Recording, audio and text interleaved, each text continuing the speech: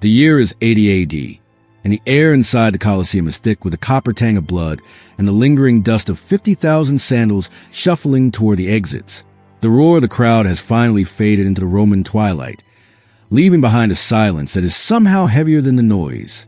Down in the darkness, 20 feet beneath the blood-soaked sand, you are sitting on a cold stone bench that bites into your skin. Light comes from a sputtering oil lamp in the corridor, casting long, dancing shadows against walls that weep with dampness. You are not a criminal. You were a mother, a wife, a daughter of a chieftain in Gaul, or a merchant in Judea, until the legions came. Now you are inventory.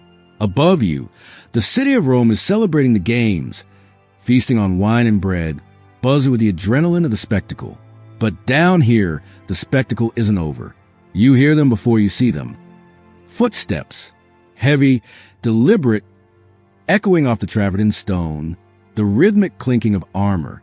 A shadow stretches across the threshold of your cell, blotting out the dim light. It is him, the man the crowd just cheered for, the gladiator who survived the slaughter. He is still wearing his galea, his helmet, and his chest is slick with a crimson glaze that belongs to someone else. A guard, looking bored and tired, steps forward with a ring of iron keys, the metal jangling like a death knell. He unlocks your gate. The gladiator doesn't speak. He simply points. This is not a scene from a grim fantasy novel or a horror movie. This was a Tuesday in the Roman Empire. What follows is a chapter of history that has been carefully scrubbed from the textbooks and ignored by the tour guides who point at the majestic arches above. We are about to descend into the systematic, state-sponsored nightmare that began only after crowds went home. This is not speculation. This is a reality documented by the Romans themselves, written in the ink of their poets and carved into the very stones of the hypogeum. Hollywood has spent decades selling you a lie about the gladiator. From the golden age of cinema to modern blockbusters, we are fed the image of the noble rebel, Spartacus, the warrior fighting for honor, the man who defies the emperor. We see the clashing of swords, the roar of the rebellion, the glory of combat, but the cameras always cut away when the games end. They never show you what happened in the twilight hours, when the public performance transformed into a private atrocity. We are talking about a system so disturbing that modern historians had to coin a specific Latin phrase just to categorize it: Victoria Carnalis, or the carnal victory. The ancient Romans, however, never used this term. To them, it didn't need a special name because it wasn't considered an aberration. It was considered standard operating procedure. It was as normal as the grain dole or the changing of the guard. We rely on the writings of Roman observers like Martial, Juvenal, and Seneca to piece together this shattered reality. They documented a world where conquered women were not treated as humans or even as prisoners of war, but were warehoused beneath the arenas and distributed as prizes. They were handed out like extra rations of meat or wine to the men who had performed well in the sand. The state, the entity responsible for the Pax Romana, operated this system with the same chilling bureaucratic efficiency they applied to building their famous roads and aqueducts. Consider the implications of that for a moment. The same civilization that gave the Western world concrete, representative government, and the principles of civil law also perfected the industrialization of sexual violence. This wasn't a chaotic frenzy of victorious soldiers. It was a line item in the budget of the games. To truly understand the horror of the hypogeum, the underground network beneath the arena, we have to dismantle our modern understanding of humanity and look at the world through Roman eyes. This began with the concept of res. In Roman law, when a people were conquered, when a rebellion in Gaul was crushed or a city in Judea was annihilated, the survivors underwent a legal transformation. They ceased to be personae or people. They became res, literally things. They were property. A captured woman from the Brigantes tribe had no more legal standing than a chair, a wagon wheel, or a head of livestock. You cannot murder a chair. You cannot assault a wagon wheel. Therefore, under Roman law, what happened in those cells wasn't crime. It was simply the management of inventory. This dehumanization wasn't just legal, it was theatrical. The games were designed to be a psychological weapon, a way to dominate the minds of both the conquered subjects and the Roman citizens themselves. When the mob watched a captured Germanic chieftain being torn apart by a lion, they weren't just watching a man die. They were watching a demonstration of the futility of resisting Rome. But during the midday lull, when the senators and the wealthy elite retired for their lavish lunches, the arena hosted the Meridiani. These were often framed as mythological reenactments. Historians have analyzed these fatal charades, and they reveal a level of sadism that is difficult to comprehend. The poet Martial, writing in the 1st century AD, describes these events with a casual, detached tone, much like a critic reviewing a play. He details a prisoner dressed as Orpheus, the legendary musician who could charm nature. The man was led into the arena holding a lyre, surrounded by scenery designed to look like a forest. But instead of animals dancing to his music, a bear was released. Martial notes, with a hint of artistic disappointment, that the music failed to charm the beast, and the man was mauled to death while 50,000 people snacked on honeyed dates. In darker passage, Martial describes a woman forced to reenact the myth of Pasiphae. In the Greek myth, Pasiphae falls in love with a bull. In the Colosseum, this was not a story told with actors and masks. It was a woman, a prisoner of war, forced into a wooden apparatus or bound in the sand, and assaulted by a bull in front of a cheering stadium until she succumbed to her injuries. Read that again in your mind. The Roman state, the pinnacle of ancient civilization, engineered a system where human beings were violated to death by animals as lunchtime entertainment. This wasn't the dark fantasy of a single mad emperor like Caligula or Nero. This was decades of tradition. Senators brought their sons to watch. Vendors moved through the aisles selling wine. Martial writes that whatever myth tells us, the arena makes real. He meant it as a compliment to the emperor's power. He was praising the production value of atrocity. This culture of industrialized cruelty was the environment that processed conquered women into the reward system for gladiators. To understand why this happened, we have to look at the strange, paradoxical status of the gladiator himself. These men existed in a state of contradiction that Rome never managed to resolve. On one hand, they were infamous, the lowest of the low, slaves with fewer rights than the average citizen, legally on par with prostitutes and actors. Yet, they were the rock stars of the ancient world. Their faces were immortalized in mosaics on the floors of wealthy villas. Their names were scratched into the stucco walls of Pompeii by adoring fans. One graffito describes a gladiator as the sigh of the girls, while another is called the glory of the ladies. We have documented cases of high-born noble women, wives of senators, sneaking out of their marble palaces to visit the gladiator barracks, bribing guards for private encounters in the straw. The obsession was so intense that the bodily fluids of gladiators were commodified. The sweat and dirt scraped from their skin after a fight. The stridgal scrapings were collected, mixed with olive oil, and sold to women as an aphrodisiac and a beauty treatment. Imagine the level of celebrity worship required to buy a vial of an enslaved man's perspiration. However, beneath the adoration, Rome lived in absolute terror of these men. The memory of 73 BC was burned into the cultural DNA of the empire. That was the year of the Third Servile War, the rebellion led by Spartacus. With just 78 gladiators using kitchen knives to fight their way out of school in Capua. Within months, they had raised an army of 70,000 slaves. For 2 years, they humiliated the legions, marching up and down Italy, looting and burning. They nearly brought the Republic to its knees. When Rome finally crushed the uprising, the retribution was apocalyptic. They crucified 6,000 survivors along the Appian Way. For 200 kilometers, from Rome to Capua, there was a cross every 40 meters, a forest of dying men, rotting in the sun, serving as a billboard for Roman vengeance. That trauma never left the Roman psyche. Every lanista who ran a gladiator school, every emperor who sat in the imperial box, knew that the men in the arena were dangerous. They were trained killers who had nothing to lose. So, how do you control a group of men who are incredibly dangerous, incredibly valuable, and have every reason to hate you? You use the carrot and the stick. You punish rebellion with crucifixion, but you reward compliance with pleasures that numb the mind. They were given extra food, prize money, and the distant hope of the rudis, the wooden sword that symbolized freedom. But the sources hint at a darker, more primal reward, access to the women held in the hypogeum. The documentation is scattered because, for a Roman writer, this was too banal to explain in detail. But when we cross-reference the satire of Juvenal with the observations of Martial, a pattern solidifies. After a major victory, especially during games funded by the emperor, gladiators were granted privileges of the victor. Modern historians, analyzing the management of slave populations, believe this was a euphemism for access to the captivity. The process was chillingly bureaucratic. Picture the scene. The gladiator, his adrenaline still surging from the fight, is led down from the sun-drenched arena into the cool, labyrinthine tunnels of the hypogeum. He is escorted by a ludus official or an administrator of the games. They walk past the mechanical lifts used to hoist elephants and tigers to the surface, past the armories, until they reach the sector designated for human storage.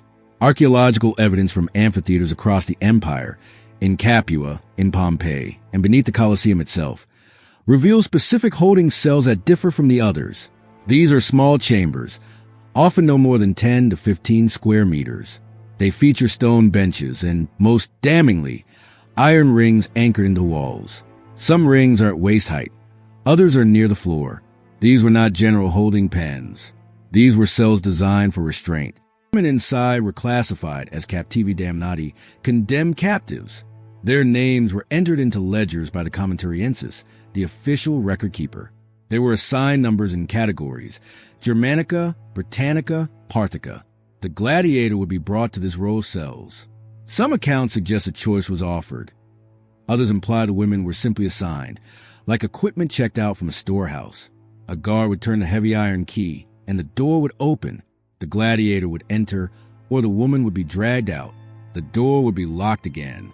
The ancient texts do not give us the graphic details of what happened next, perhaps out of indifference, perhaps out of a rare sense of shame. But we don't need the texts. The architecture speaks for them. The positioning of the iron rings, the size of the rooms, the privacy afforded by the heavy doors. It all points to one function. This system solved multiple problems for the Roman state. It was a cheap way to reward gladiators since the women were already spoils of war and cost the treasury nothing. It reinforced the gladiator's sense of power. Even though he was a slave to Rome, he was a master over these women.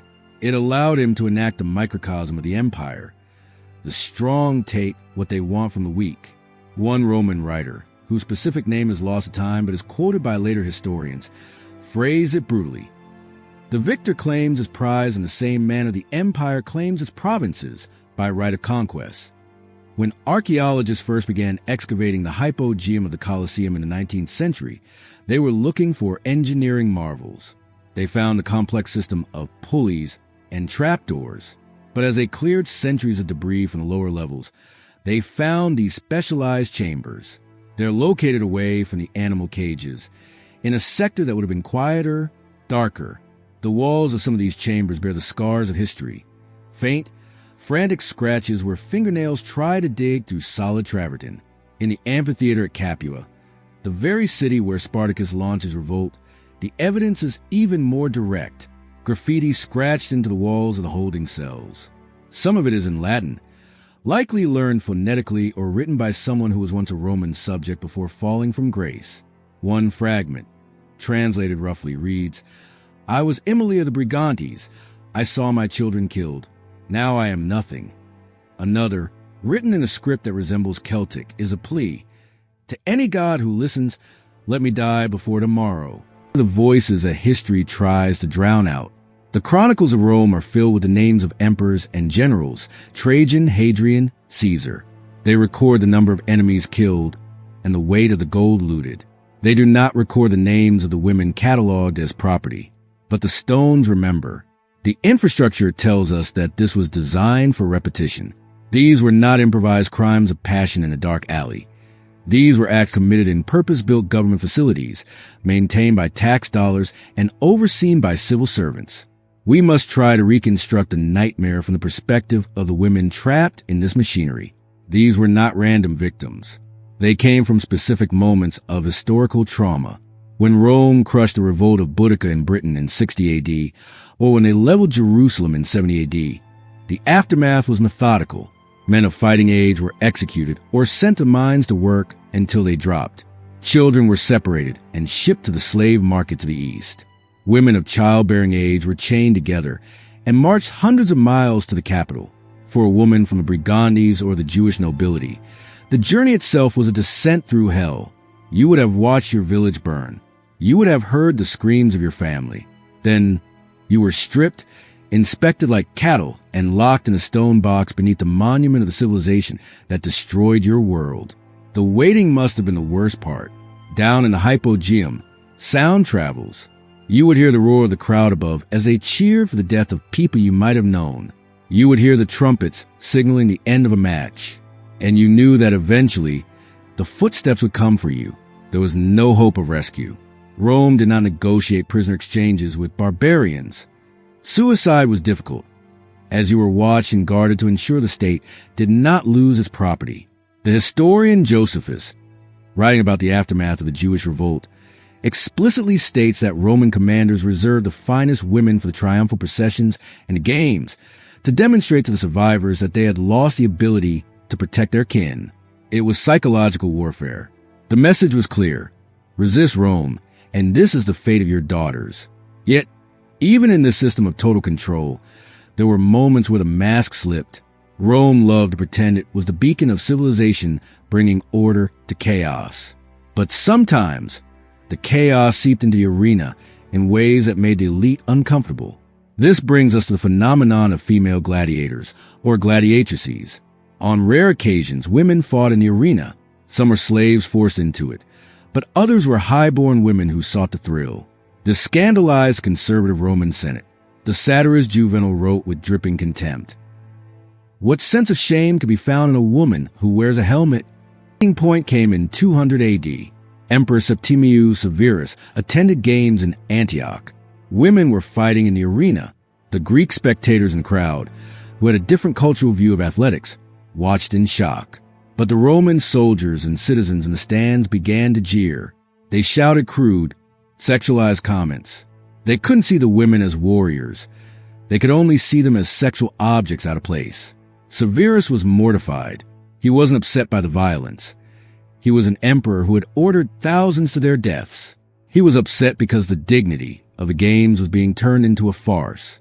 The audience's reaction exposed the ugly truth that to a Roman, a woman in the arena was inherently sexual, regardless of whether she held a sword. Severus banned female gladiators shortly after. But notice the distinction. He banned women from fighting. He did not ban the captivity system. The women held in the cells beneath the arena were still there. He just wanted the sexual violence to remain in the dark, where it didn't embarrass the state. The system persisted for centuries. Even after the empire officially converted to Christianity in the 4th century AD, the games dragged on. The infrastructure of the hypogeum was too useful to abandon. The last recorded gladiatorial combat didn't happen until 404 AD. According to the historian Theodoret, a monk named Telemachus leapt into the arena to stop a fight. The crowd, furious at the interruption of their entertainment, stoned him to death. It was only then that Emperor Honorius, moved by the martyrdom or perhaps just realizing the political tide had turned, permanently banned the gladiatorial combats. But even then, the system of captivity didn't vanish overnight. The practice of taking war captives remained standard military procedure for the Byzantine Empire that followed. The institution didn't end because of a sudden moral awakening.